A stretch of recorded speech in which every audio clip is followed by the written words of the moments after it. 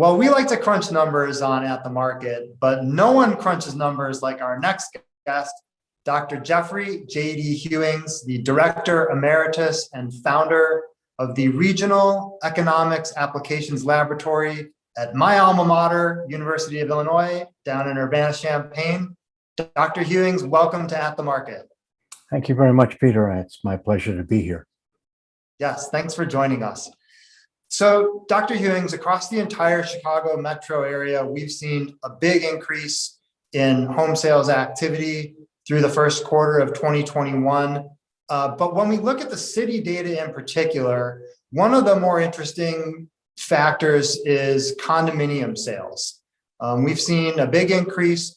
Looking at the Illinois Association of Realtors data for February, year over year, condo sales were up 16% in the city. So I wanted to ask you, are you surprised by the numbers and what are they telling us? I'm not surprised by the numbers because I think in a market like the one we have right now, the biggest problem has been the lack of inventory.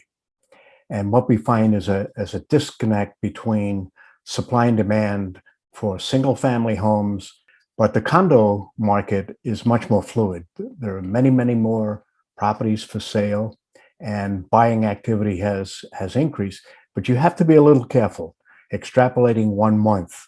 Now, if we see this going for the next 3 or 4 months, then we can see something of a trend. But no, I think generally speaking, condo sales have been much more robust inside the city than they have elsewhere.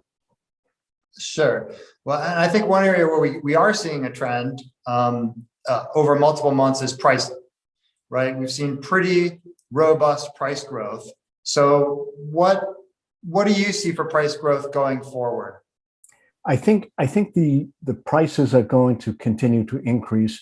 Whether they increase at the same rate will be a function of two things. One is the supply issue that I just alluded to, which has been a real problem.